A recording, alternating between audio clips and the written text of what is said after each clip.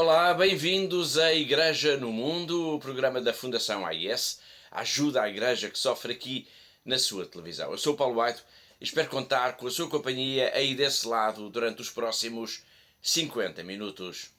Uma só peça de roupa para uma família de 4 ou 5 pessoas é enorme, extremamente enorme. Para não falar, a carne é quase inacessível e tudo é racionado. O gás, tudo que é energia, a gasolina, o pão, o açúcar, o arroz. A irmã Maria Lúcia Ferreira, mais conhecida como a irmã Miri, enviou uma mensagem para a Fundação AIS. Ela telefonou-nos a contar que a vida na Síria se tornou praticamente insuportável para a esmagadora maioria das pessoas. O custo de vida cresceu de forma imparável, o desemprego nunca esteve tão alto, há falhas brutais no fornecimento de bens essenciais como combustíveis ou eletricidade, o pão e outros alimentos são já racionados e há famílias a passar fome. A mensagem da irmã Miri vai estar no centro da nossa atenção, até porque ajuda a perceber a importância, e eu quero sublinhar esta palavra, a importância da campanha da Fundação AIS, a campanha que a Fundação AIS está a promover aqui em Portugal para a distribuição de roupa quente para as crianças da Síria para estes dias frios de inverno. Distribuição de roupa quente a cerca de 30 mil crianças da Síria. Bom, para nos falar não só da mensagem da irmã Miri, mas também desta campanha para as crianças sírias e, claro, de todas as notícias que estão a marcar a atualidade, vamos ter connosco, uma vez mais, a Catarina Martins de Betancourt. Olá, Catarina. Olá, Paulo, e olá também a todos os nossos telespectadores. E vamos ter muitos temas para desenvolver no programa de hoje, além da mensagem da irmã Miri. Vamos também até Moçambique, por causa de uma declaração que reuniu os principais líderes religiosos de Cabo Delgado, declaração que é um grito contra a violência e o terrorismo.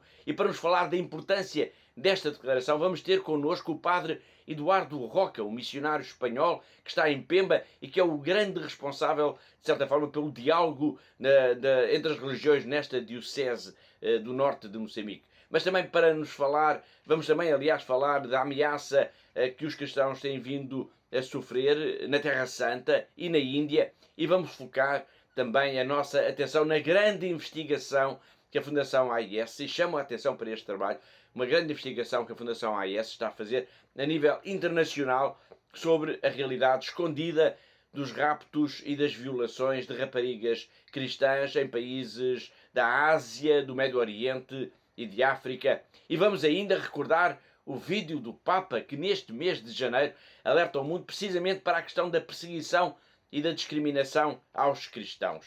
Bom, e vamos começar por onde?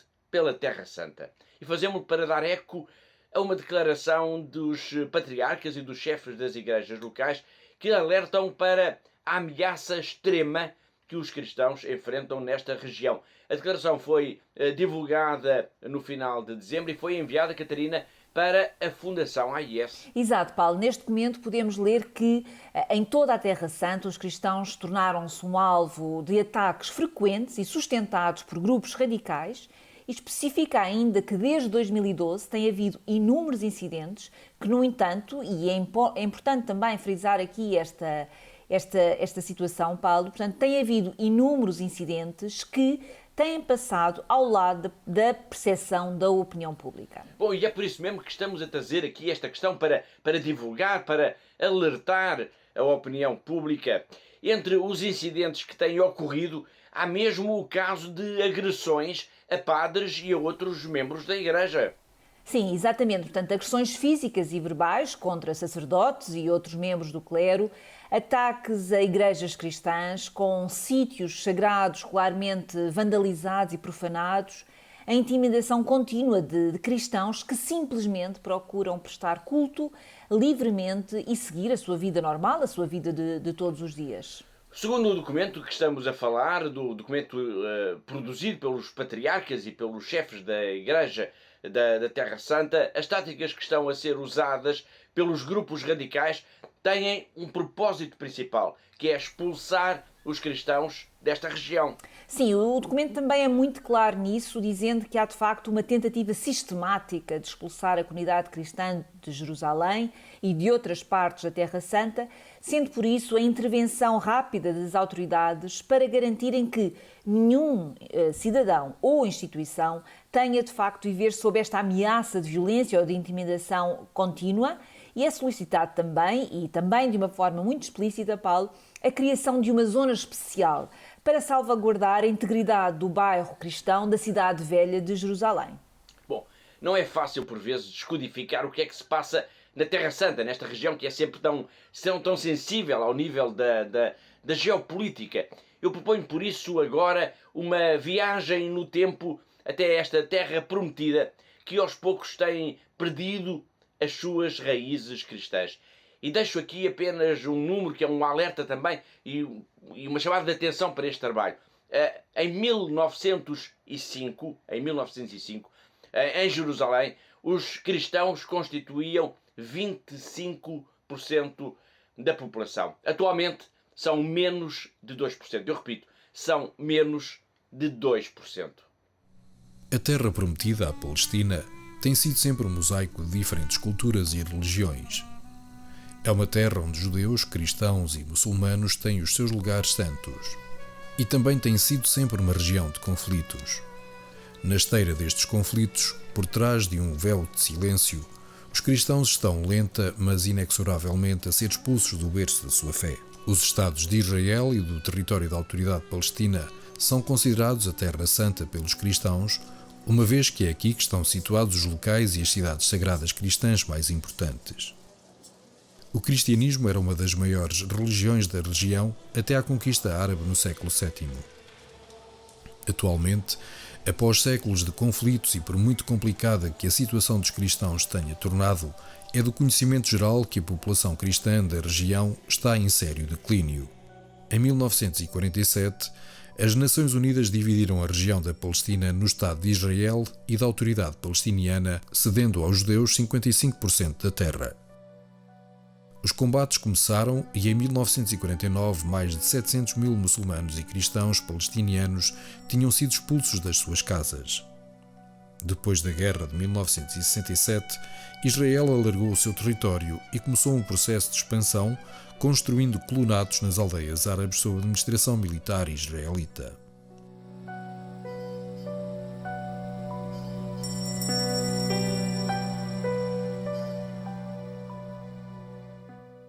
Este é o mapa da Terra Santa atualmente. Belém, onde Jesus nasceu. Nazaré, onde ele cresceu. E Jerusalém, onde morreu e ressuscitou. Em Jerusalém, em 1905, os cristãos constituíam 25% da população. Atualmente são menos de 2%. Nazaré, dentro do Estado de Israel, era antes de 1948 uma cidade com uma evidente maioria cristã de cerca de 60%. Hoje, apenas 30% dos residentes são cristãos. No século XIX, Belém era 90% cristã e 10% muçulmana. Hoje é cerca de 25% cristã e 75% muçulmana. Belém, embora fazendo parte da Cisjordânia e sendo um território disputado, habitado e reclamado pelos palestinianos, na verdade está sob controle militar israelita. Aí os cristãos palestinianos foram outrora uma poderosa minoria, mas agora constituem apenas 1% de uma população esmagada entre uma crescente maioria muçulmana e uma florescente presença judaica, consequência de um sempre crescente programa de colonatos israelitas. A igreja local é testemunha de um ininterrupto êxodo de cristãos, consequência da situação cada vez mais difícil da região. Da Terra Santa, onde há este sentimento de ameaça, de medo face à violência e à discriminação, vamos agora até à Índia, pois um sacerdote católico está entre as pessoas que foram detidas pela polícia em Madhya Pradesh, ao abrigo da lei anti-conversão. E voltamos para os mais atentos, claro, voltamos a este país sempre com esta famigerada lei anticonversão como pano de fundo. É verdade, Paulo. De facto, este é mais um dos casos em que a comunidade cristã se sente atingida de uma forma injusta pela aplicação pelas autoridades desta lei anticonversão.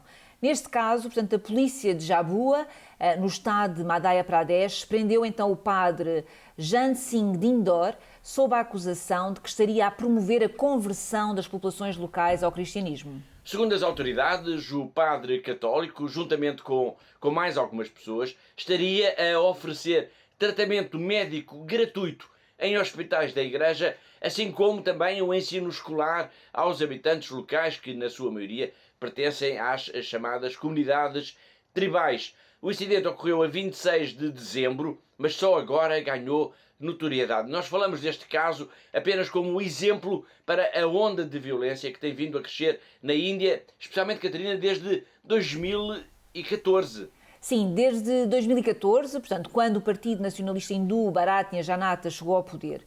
Portanto, exemplo também disso, não só da violência, mas também desta atuação hostil por parte das autoridades. Portanto, no final do ano passado, o governo da União Indiana proibiu, por exemplo, as missionárias da caridade de receberem fundos estrangeiros, uma medida que colocaria em causa o apoio direto a mais de 20 mil pessoas, mas que foi, entretanto, e infelizmente, foi revogada. Apesar desse recuo, a verdade é que houve duas intervenções diretas e abusivas das autoridades em 2 orfanatos dirigidos pelas irmãs. Sim, e isto é sinal também de um clima de tensão existente, Paulo. De facto, o governo fechou nos últimos dias um orfanato dirigido pelas irmãs em Kanpur e retirou mais de 4 dezenas de crianças de um outro orfanato, ambos situados no estado do Uttar Pradesh. Dados que vamos continuar, claro, a acompanhar por aqui no nosso programa. Proponho agora uma viagem até à Índia profunda, ao encontro de um bispo, de 2 padres e de uma médica. É uma viagem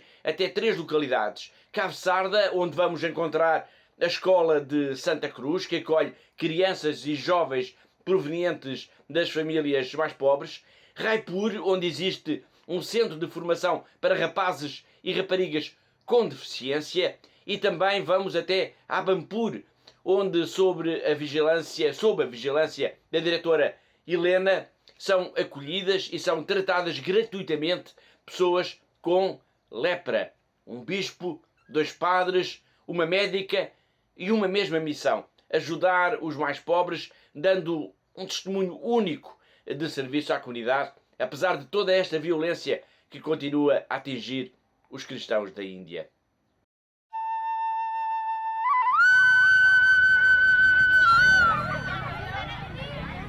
As Christians, we are supposed to carry out the works which Jesus himself did.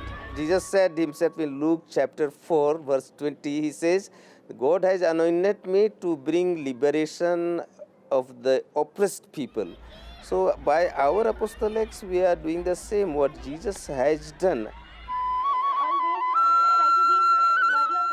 This mission was opened in the year 1982. In this apostolate, what we do, all the values of Jesus is imbibed and communicated through various means. His mind, his heart, his words in the Bible are all used in practice, in life, and their experience.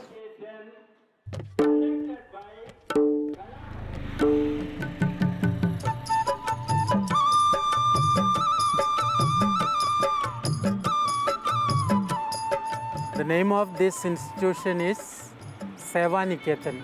This is a center giving training for the physically challenged youth, both boys and girls. Each student see what trade is useful in their village. To this kind of work, service, there is no opposition at all. Both the government as well as non-Christians, they appreciate and they help us out.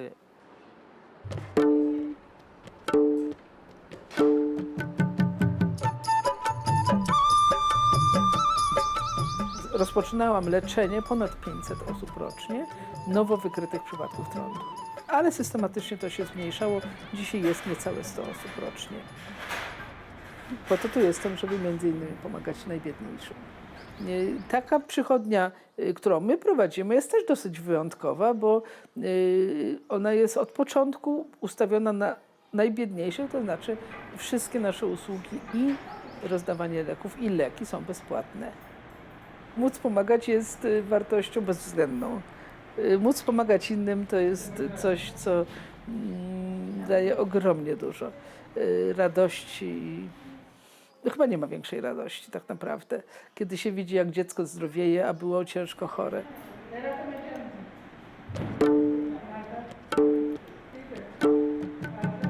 We are working among the very poor people, and also we ourselves are poor.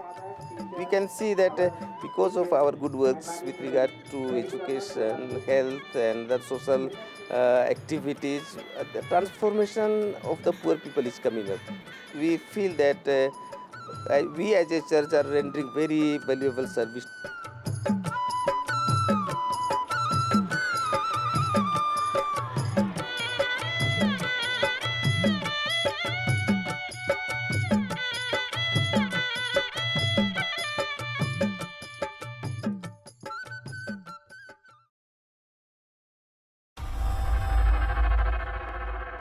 Dos proscritos da Índia para os proscritos do Bangladesh. Há uma fronteira comum entre estes dois países e dos 168 milhões de habitantes do Bangladesh, mais de 85% são muçulmanos. Os católicos são uma das mais pequenas comunidades deste país. Não haverá mesmo mais de 350 mil fiéis em todo o país.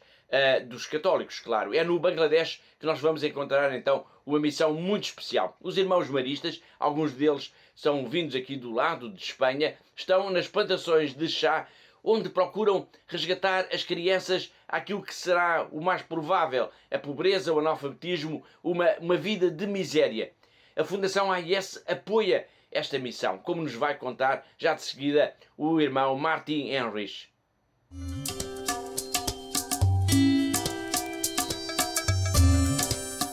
My name is Eugenio Sanz from Spain, Marist brother.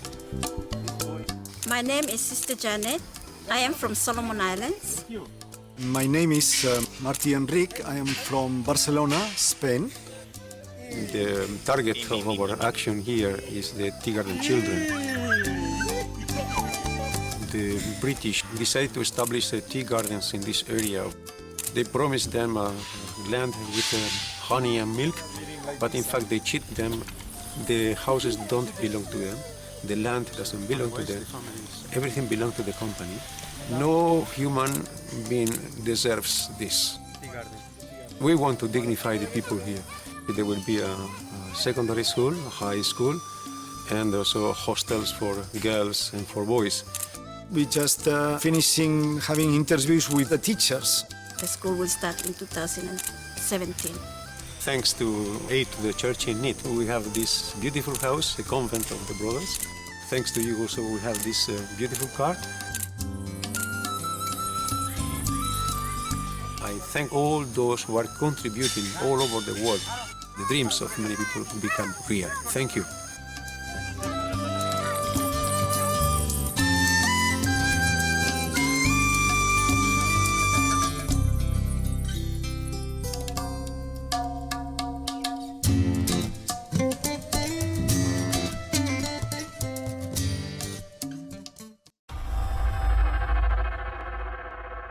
No arranque do programa dá conta da grande investigação da Fundação AIS sobre a realidade escondida dos raptos e das violações de raparigas cristãs.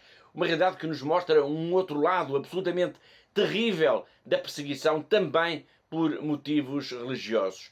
O relatório Ouçam os Gritos delas indica que isto é algo presente, Catarina, em países tão distantes como, por exemplo, o Paquistão, a Nigéria, o Egito, Moçambique, o Iraque ou a Síria.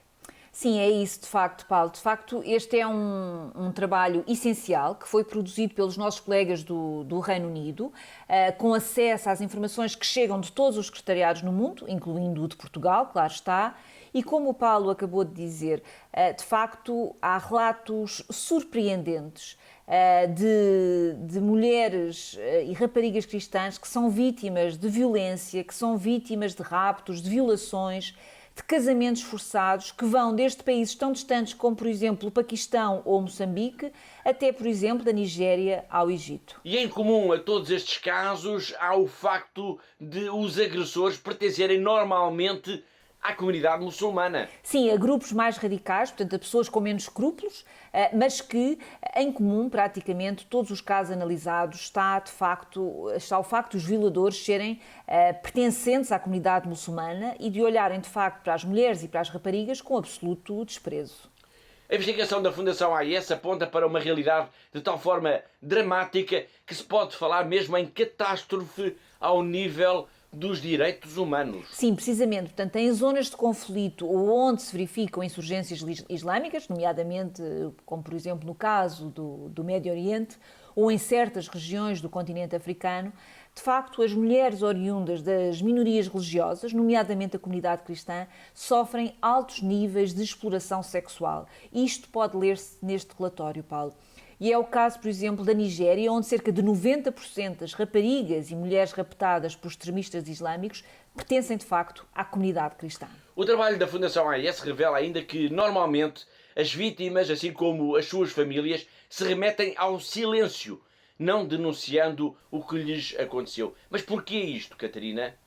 Sim, de facto pode parecer estranho, Paulo, mas depois, ao ler-se este relatório, percebemos que, de facto, na maior parte dos casos, as vítimas, assim como as suas próprias famílias, remetem-se ao silêncio por temerem as ameaças, as represálias dos raptores, por haver mesmo coação neste sentido por parte das próprias autoridades, nomeadamente da polícia e das forças da ordem, e ainda, claro está, por causa deste sentimento natural de vergonha que tanto a jovem como as famílias sentem. O relatório da Fundação AIS revela ainda que os casos de conversões forçadas de raparigas e de mulheres cristãs pode ser classificado mesmo como genocídio, pois ele decorre da ameaça da destruição da própria comunidade, nomeadamente por grupos jihadistas. Bom, vamos agora a um caso concreto, a uma história real.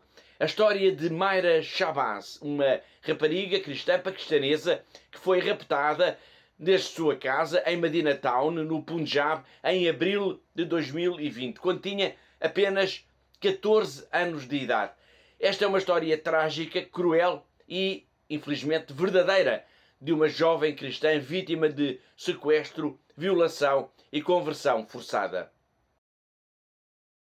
मेरा नाम मायरा है। अब मैं आपके सामने खुदा का जिंदा पाक कलाम पढ़ूंगी। ज़बूर 82 उसकी 3री और 4थी आयत। गरीब और यतीम का इंसाफ करो, गमज़दा और मुफलिस के साथ इंसाफ से पेश आओ, गरीब और मोहताज को बचाओ, शरीरों के हाथ से उनको छुड़ाओ। पाक कलाम का पढ़ा और सुना जाना हम सब के लिए बाइस बरकत हो। खुदा का शुक्र, आमीन। मेरा नाम मायरा है। 6 माह पहले मुझे अगवा किया गया था, ज़बरदस्ती मेरे साथ निकाह करवाया गया, ज़बरदस्ती इस्लाम कबूल करवाया गया, ज़बरदस्ती मुझे ब्लैकमेल किया गया, मुझे टॉर्चर किया गया और मेरे पे ज़बरदस्ती तशद्दुद किया उन्होंने। मुझे धमकियाँ दी जा रही थी, मुझे कमरे में बंद किया गया और मुझे धमकियाँ इस चीज़ की दी गई थी कि अगर तुमने हमारे हक़ में बयान ना दिए तो हम तुम्हारी फैमिली को कत्ल कर देंगे। मैं शुक्रगुजार हूँ बिशप इफ्तिखार इंद्रियास की, उनके चर्च की, जिन्होंने मेरी बाजियाबी के लिए दुआ भी की और मुझे बाजियाब भी करवाया। मैं शुक्रगुजार हूँ इंटरनेशनल चर्च की और क्रिश्चियन कम्युनिटी की कि जिन्होंने मेरी बाजियाबी के लिए दुआ की। पाकिस्तान में मुझे और मेरी फैमिली को बहुत ज़्यादा ख़तरा है और मुझे और मेरी फैमिली को बहुत ज़्यादा धमकियाँ लगाई जा रही हैं और मेरी फैमिली और मैं बहुत ज़्यादा खौफज़दा हैं। अब मैं दुआ करूँगी फ़रा शहीन हुमायूनस और आरज़ू राजा के लिए जो इस वक्त मुश्किल से गुजर रही है। कुदूस कुदूस जिंदा लश्करों के खुदा बरवर के खालिक और मालिक तेरा शुक्र दे, तारीफ़ दे, तमजीद करते हैं। तुझे था, तू जो है, तू जो आने वाला है, तू भला है, तेरी शफ़क़त अबदी है, तेरा प्यार निराला है, तेरी वफादारी पुश्तार पुशती है। ए पेरे खुदावंद दुआ मांगते तेरी क्रिश्चियन कम्युनिटी के लिए। पेरे खुदावंद अपना दाहिना हाथ बढ़ाए रखना, तेरी कलीसिया जहाँ जहाँ भी है पेरे खुदावंद ने छूना, बड़ी बरकत देना। पेरे खुदावंद दुआ मांगते क्रिश्चियन कम्युनिटी की बच्चियों के लिए। पेरे खुदावंद अपना दाहिना हाथ बढ़ा के उन्हें सेव करना है। पेरे खुदावंद अपने परों में छुपाना, अपना दाहिना हाथ बढ़ाना। पेरे खुदावंद दुआ मांगती हूँ यूनिस के लिए, आरज़ू राजा के लिए, फरा शाहीन के लिए, कि इस वक्त जो भी मुश्किल में मुब्तला है पेरे खुदावंद अपने दाहिने हाथ को बढ़ा के शैतान के बंधन को तोड़ के पेरे खुदावंद ने आज़ाद कर। तू हर एक काम करने की कुदरत रखता है पेरे खुदावंद। दुआ मांगती हूँ बिशप इफ्तिखार, उनकी टीम के लिए, उनके चर्च के लिए, उनकी फैमिली के लिए, कि खुदावंद उन्हें बड़ी बरकत दे, हर बरकत से नवाज़े पेरे खुदावंद।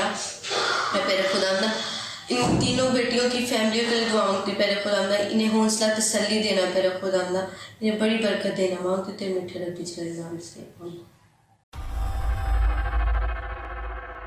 Agora vamos até Moçambique, na segunda-feira, no dia 3 de janeiro, dia em que se registrou mais um ataque terrorista em Cabo Delgado. Os líderes religiosos desta província, situada a norte de Moçambique, publicaram uma declaração em que se pronunciam sobre a violência que tem vindo a afetar esta região desde outubro de 2017. Esta declaração é muito importante, pois, Catarina, os líderes muçulmanos que a assinaram foram eles próprios vítimas de violência, fazendo parte dos mais de 850 mil deslocados que os ataques terroristas já provocaram em Moçambique. Exato, Paulo. De facto, esta foi a primeira vez em que todos estiveram juntos e participaram, como disse, neste encontro interreligioso, que deu de facto origem depois a esta declaração conjunta de repúdio pela violência e pelo terrorismo. O grande mentor deste encontro foi o padre Eduardo Roca, o missionário espanhol que está em Pemba, na paróquia de Mahat, que é considerada mesmo como o coração do Islão nesta região, e de onde, aliás, dizem terão começado as insurgências terroristas. Bom, poucas pessoas poderão falar melhor da importância deste encontro e desta declaração do que o padre Eduardo. Sim, ele diz mesmo que este encontro, portanto, na forma como foi organizado, como aconteceu, no meio de uma reflexão e de meditação de todos os líderes religiosos, não só muçulmanos, mas também de cristãos, o próprio bispo também esteve presente. Portanto, este encontro, dizia, é de facto muito, muito importante, e ele diz mesmo que é fundamental e que pode dar de facto origem a um tempo novo de diálogo e de cooperação entre as religiões em Cabo Delgado. Numa altura em que há notícias de novos ataques terroristas, não só na província de Cabo Delgado, mas também na de Niassa, é em Mahat, no bairro que é, como eu já disse, o coração do Islão de Pemba. Há quem trabalhe para que os argumentos da paz, da amizade, sejam sempre mais fortes do que as balas, as ameaças de morte, a violência e o terror. Desde o bairro de Mahat para o nosso programa, vamos agora escutar o padre Eduardo Roca, que é o grande arquiteto do diálogo interreligioso em Cabo Delgado.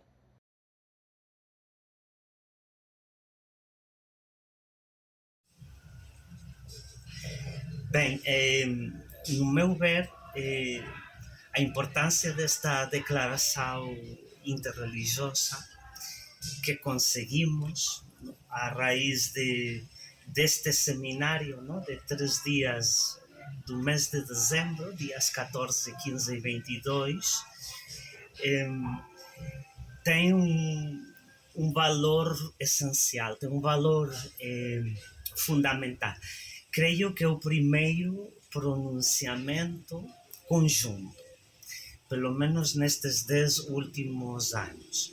Houve um pronunciamento interreligioso há um par de anos, explicitamente contra a violência, mas não foi fruto de uma reflexão e de uma meditação e de um diálogo partilhado entre as religiões e as organizações religiosas presentes aqui em Cabo Delgado.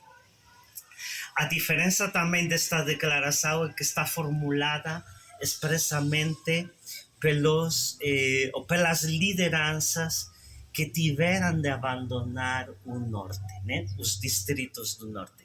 Nós insistimos neste encontro para que os chefes que chegam aqui, que chegassem, que reunissem conosco, fossem aqueles que saíam dos distritos que foram abandonados por causa dos ataques.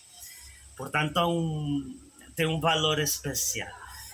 Insiste a declaração também essa atitude tão necessária das religiões por se mostrar o que elas de facto fazem, que é criar concórdia, reconciliação e também possibilitar caminhos de felicidade para a sociedade. Condena também a declaração qualquer manipulação, abuso, instrumentalização da religião. De Pemba de Cabo Delgado, a região de Moçambique, assolada pelo terrorismo, vamos agora até Macau. Vamos ao encontro do nosso correspondente, o jornalista José Miguel Encarnação. Desde esta diocese tão especial, situada no sul da China, onde, como nós dizemos sempre, onde se reza e fala ainda em português, vamos então ter um olhar especial também sobre a vida da Igreja nesta região do planeta. Bom ano! A quadra natalícia em Macau foi este ano particularmente participativa e festiva. As razões não são fáceis de identificar, mas a aproximação de muitos católicos à Igreja nos últimos 2 anos, marcados pela pandemia, pode ajudar a explicar o aumento significativo do número de fiéis que atualmente ocorrem às 9 paróquias da Diocese de Macau. À meia-noite do dia 24 de dezembro foi celebrada a Missa do Galo, também nas igrejas da Sé Catedral e de Nossa Senhora do Carmo, as 2 paróquias mais dedicadas à pastoral em língua portuguesa e cuja afluência de muitos fiéis na noite de Natal foi notada, inclusivamente, pelo bispo Dom Stephen Lee. Já no dia 26 de dezembro, numa terceira paróquia, esta dedicada a São Lourenço, foi celebrada a festa da Sagrada Família, em cerimónia que incluiu o batismo de 2 crianças.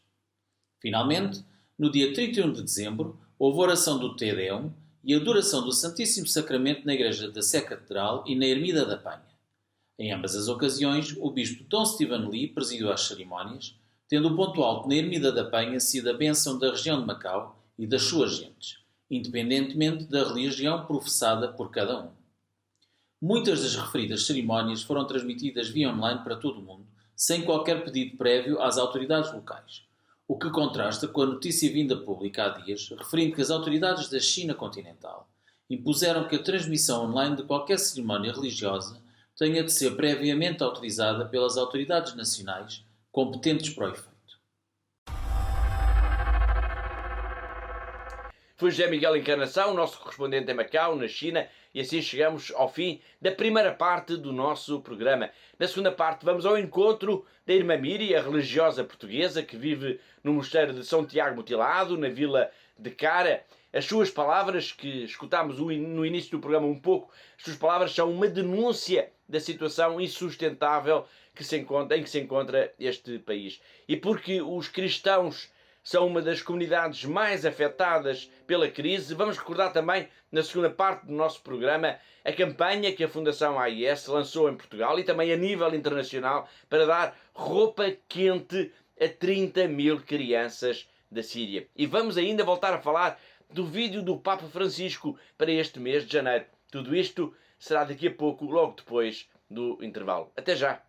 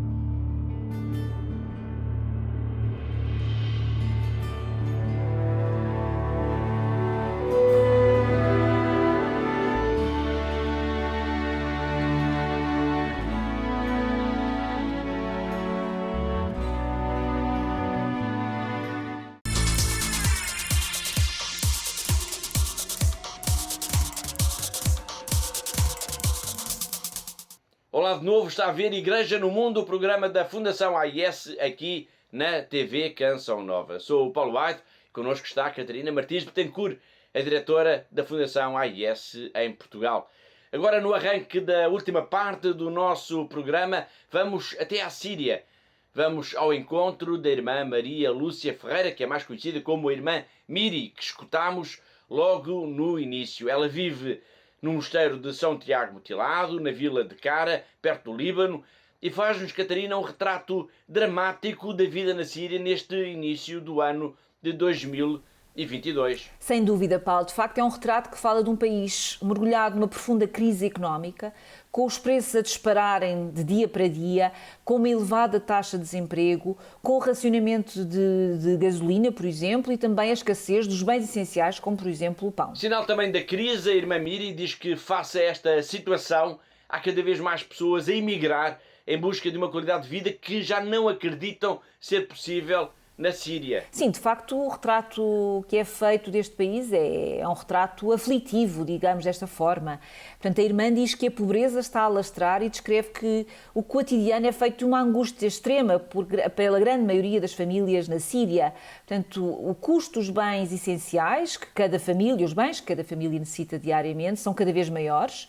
Os preços aumentam, o pão, como disse há pouco, vai se tornando cada vez mais escasso, mas também as fontes de energia estão cada vez mais caras e há coisas que já praticamente não se encontram porque o país está sob as sanções económicas tanto dos Estados Unidos como da União Europeia. E há muitas coisas que passaram a ter, de facto, um preço absolutamente proibitivo para a bolsa da esmagadora maioria das pessoas. O custo das peças de roupa, diz-nos a irmã Miri, é disso um exemplo. Sim, a irmã Miri diz que as peças de roupa são caríssimas e que chegam a custar um quarto, a metade de um salário mensal das famílias. Mas não só. Ela diz-nos também que, por exemplo, o preço da carne é proibitivo e que tudo é racionado, desde o gás, portanto, tudo o que é energia, a gasolina, o pão, o açúcar, o arroz, portanto, tudo é racionado neste momento na Síria.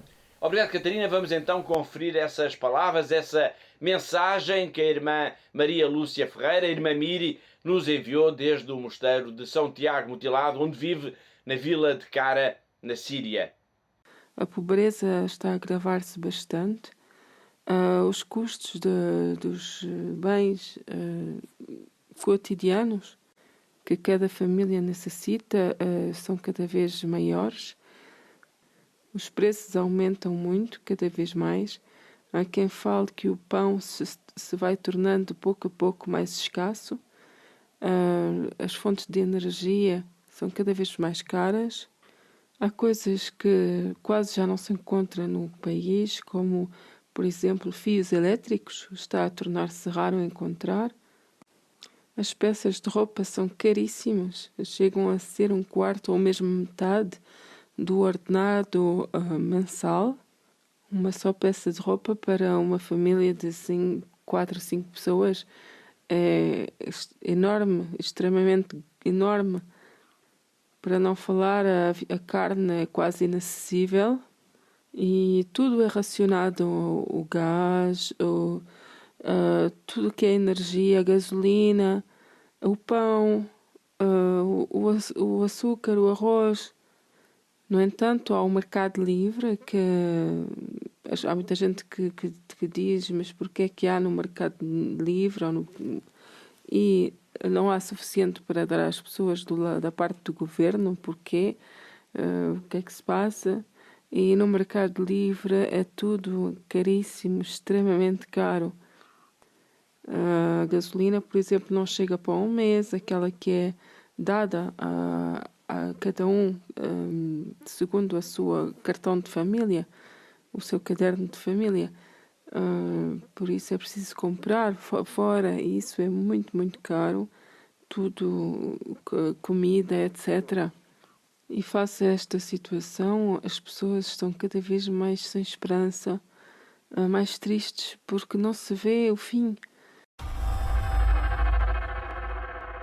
Na mensagem que nos enviou por telefone, esta religiosa, que é conhecida dos portugueses como a irmã Miri, fala também da guerra que continua a atingir o país, embora não na zona que vai desde Damasco, passando por Cara, onde ela vive, até Homs. No entanto, apesar de aí nesta zona não haver combates, ela diz, a irmã Miri diz que a crise é de tal forma intensa que é pior viver agora do que nos tempos em que caíam bombas todos os dias. A guerra está mais ou menos calma aqui, por exemplo, na região. Não é o caso do sul do país, nem do norte, nem do nordeste. Mas aqui na nossa região de Damasco, de Homs, esta banda próxima do Líbano, graças a Deus, não tem havido conflitos, mas o que se está a passar agora é muito mais difícil que na altura em que havia as bombas que nos caíam em cima, que estávamos sempre em risco de morrer ou de ficar feridos. Agora é muito pior. É a luta cada dia para saber o que ter que comer, a incertitude do futuro.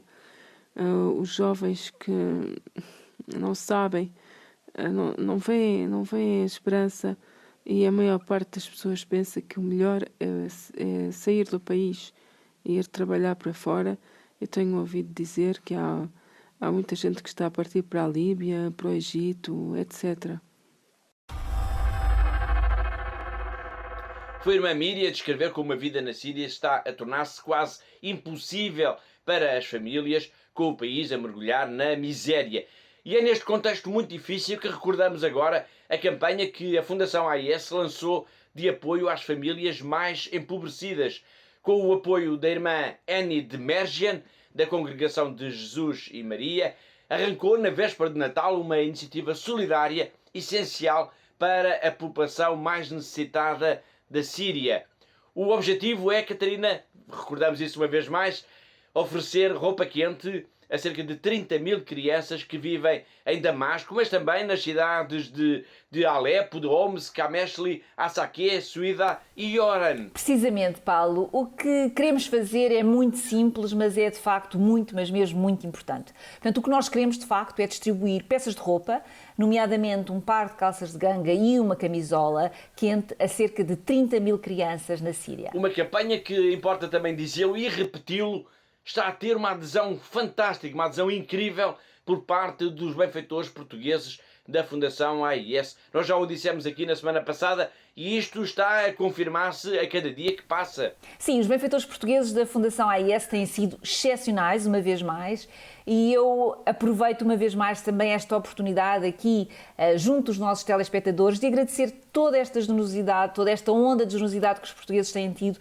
e que nos tem permitido, de facto, levar estas calças e estas camisolas às crianças na Síria, a 30 mil crianças na Síria. Portanto, as palavras que ouvimos há pouco da irmã Miri ajudam também a perceber como esta campanha é tão importante e tão necessária. E, como a irmã Miri diz, os preços são proibitivos das roupas, portanto, é de facto necessário e urgente levarmos esta ajuda a cerca de 30 mil crianças na Síria. Bom, para ajudar a Fundação AIS é preciso então o quê, Catarina? Bom, eu peço, Paulo, a todos os que nos estão a ver neste momento, e caso ainda não o tenham feito, que não percam nem mais um minuto, nem mais um dia e que nos liguem para o nosso telefone que está a passar neste momento em rodapé ou visitarem a nossa página de internet e, portanto, aí têm também toda a informação sobre esta campanha e dizerem que querem, de facto, colaborar com esta campanha. Basta isto, portanto, é muito, mas mesmo muito, muito fácil, Paulo. Portanto, colaborar com a irmã Annie e fazer chegar esta roupa a 30 mil crianças na Síria custa apenas 11 euros por criança. De facto, é um preço muito acessível para quase todos nós e por isso eu deixo aqui, de facto, este desafio. Precisamos da sua ajuda para podermos ajudar, para levarmos este miminho a estas crianças da Síria, a 30 mil crianças na Síria, que estão, de facto, a viver nos últimos anos e que têm vivido tempos tão duros e tão difíceis nos seus breves momentos de vida. Esta campanha é um bom exemplo também, Catarina, de como os benfeitores da Fundação AIS podem, às vezes, de facto, com muito pouco, fazer toda a diferença, ajudando a minorar o sofrimento de tantas famílias, de tantas comunidades cristãs. Sem dúvida, Paulo, e aproveito também as suas palavras para lançar mais um desafio Portanto, estamos no início do ano, são só desafios neste programa, mas este desafio que eu deixo a cada um de nós é que se junte a nós. Junte-se a nós nesta causa pelos cristãos perseguidos, junte-se a nós nesta causa pela Igreja que sofre no mundo. Nós precisamos de si, os cristãos perseguidos precisam de si, precisam das suas orações, precisam da sua generosidade, e tornar-se benfeitor da Fundação AIS é de facto extremamente importante, e não consegue imaginar o bem que esta sua ligação connosco, essa sua generosidade pode fazer no mundo a tantas e tantas pessoas. Fica aqui lançado então esse desafio para quem nos está a acompanhar lá em casa, para se juntar à Fundação AIS, para se tornar benfeitor da Fundação AIS. E fica aqui também este desafio para ajudar nesta campanha que é tão especial, que é dar roupa quente a 30 mil crianças da Síria. Bom, mesmo no meio da azáfama que tem sido, como se imagina, toda a logística desta campanha, desta enorme campanha, a irmã Annie de Mergen conseguiu ter há uns segundos para gravar com o seu próprio telemóvel uma pequena mensagem de agradecimento. É um muito obrigado para si que nos está a ver, uma ajuda e que nos tem ajudado através da Fundação AIS, através da mão amiga que é a Fundação AIS, a dar uma ajuda preciosa às crianças da Síria.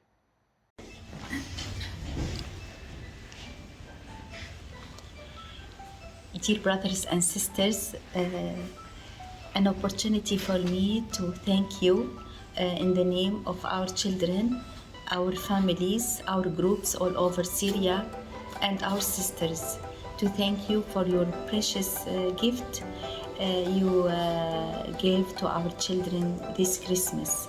You can't imagine the smile and the joy on the faces of our children. We want to thank you, and we want to wish you a blessed time for Christmas and the New Year.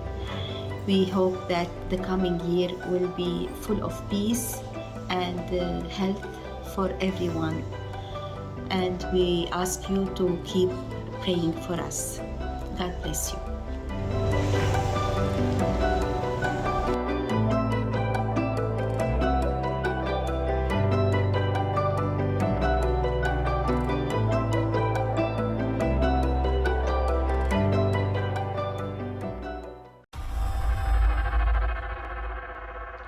Mesmo a fechar o nosso programa, vamos até ao Vaticano. Vamos ao encontro do Papa Francisco, Papa que escolheu como tema para o seu primeiro vídeo do ano a questão precisamente da perseguição e da discriminação por causa da religião, por causa da fé. Uma mensagem de que já aqui falámos na semana passada e que começa com uma pergunta, com uma constatação. Como é que é possível que hoje em dia tantas minorias religiosas sofram discriminação ou perseguição? É verdade, Paulo, foi de facto uma verdadeira prenda, digamos desta forma, que o Papa Francisco nos deu ao ter escolhido para tema da sua primeira mensagem de vídeo deste ano, de 2022, portanto, ter escolhido este tema da perseguição e discriminação com base na religião, com base na fé de cada um de nós. Portanto, o Papa não só nos alerta para esta situação dramática de tantas pessoas que vivem em países onde são perseguidos e discriminados por causa da sua fé, como também nos convida a seguir caminhos de fraternidade que são, sem dúvida, a única possibilidade, o único caminho para sairmos deste problema. Este vídeo e este dado é de facto muito relevante, tem o apoio direto da Fundação AIS, o que, de facto, para nós, pelo menos, é muito significativo. É muito significativo mesmo, Paulo. Portanto, ao iniciar o ano de 2022, com esta mensagem tão poderosa do Papa Francisco sobre a discriminação religiosa, de facto, o Papa está a ajudar-nos a realçar a importância do nosso trabalho, a importância da missão da Fundação AIS em todo o mundo. E posso dizer que seria difícil imaginar começar este ano 2022 de uma forma tão significativa e tão importante. Muito bem, vamos então ver e escutar o Papa Francisco no primeiro vídeo do ano, neste caso, tendo como tema escolhido a questão da liberdade religiosa. Como pode ser que actualmente muitas minorias religiosas sofram discriminações ou persecuções? ¿Cómo permitimos en esta sociedad tan civilizada que haya personas que sean perseguidas simplemente por profesar públicamente su fe?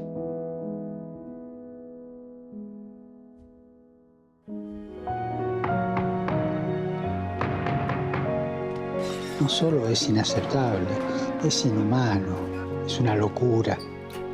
La libertad religiosa no se limita a la libertad de culto, es decir, a que puedan tener un culto el día que prescrito por sus libros sagrados, sino que nos hace valorar al otro en su diferencia y reconocer en él a un verdadero hermano. Como seres humanos tenemos tantas cosas en común que podamos convivir acogiendo las diferencias con la alegría de ser hermanos. Y que una pequeña diferencia o una sustancial diferencia como es la religiosa no opaque la gran unidad de ser hermanos. Elijamos el camino de la fraternidad, porque o somos hermanos o perdemos todo.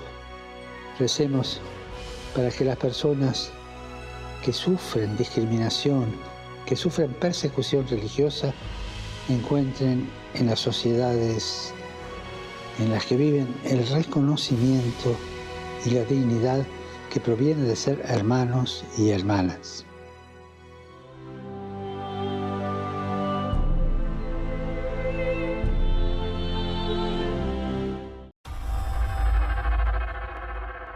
Com este vídeo, com esta mensagem do Santo Padre, iniciou-se o 7º ano em que o Santo Padre confia mensalmente à Igreja, através da rede mundial de oração do Papa, uma intenção de oração. Neste mês, e porque o tema foi a perseguição, a discriminação religiosa, o vídeo foi realizado, já o dissemos aqui, em parceria com a Fundação AIS. E isso merece todo o destaque.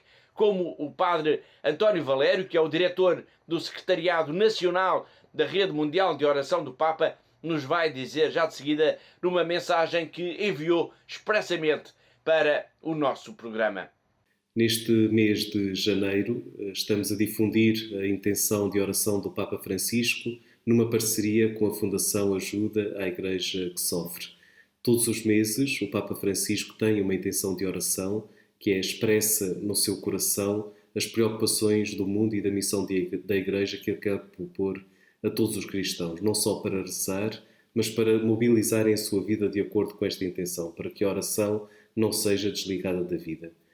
Há 7 anos começou este projeto, o Vídeo do Papa, em que o Santo Padre, em primeira pessoa, explica a todos os cristãos e a todas as pessoas que queiram acolher esta sua intenção, explica a preocupação que ele traz naquele mês em concreto. E neste mês de janeiro traz a questão da perseguição religiosa, para que todas as pessoas que sofrem discriminações e perseguições religiosas encontrem nas sociedades onde vivem o reconhecimento dos próprios direitos e da dignidade que nasce de ser irmãos.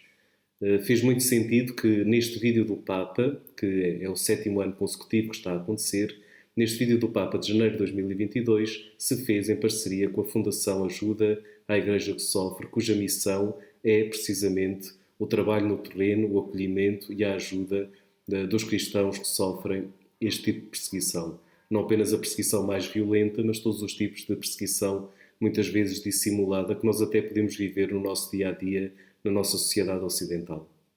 Por isso este motivo que nos une estas duas fundações pontifícias dão-nos muita alegria para podermos ajudar a Igreja a ter mais atenção a este problema que é tão importante, tão central e que aflige tantos irmãos e irmãs nossas em todo o mundo. Por isso, para além da oração que somos chamados a fazer, somos chamados também a abrir o nosso coração ao diálogo, à diferença, ao respeito. Pronto, são tudo atitudes que esta intenção de oração do Papa quer despertar em nós. Por isso que nós possamos, ao longo deste mês, ter esta sensibilidade e esta capacidade de poder ajudar e estar abertos àqueles que sofrem por não poderem expressar livremente a sua fé e as suas convicções religiosas, de modo particular os cristãos. Por isso vamos ter presente esta oração. E com estas palavras do Padre Valério, diretor do Secretariado Nacional da Rede Mundial de Oração do Papa, chegamos ao fim do nosso tempo, chegamos ao fim de mais um Igreja no Mundo, o programa da Fundação AIS aqui na sua televisão. Resta-me agradecer a colaboração da Catarina, a diretora da Fundação AIS em Portugal, assim como de todos os que ajudaram a produzir, a editar e a levar até si este programa. E já sabe, conto consigo aí desse lado na próxima semana. Até lá, se Deus quiser.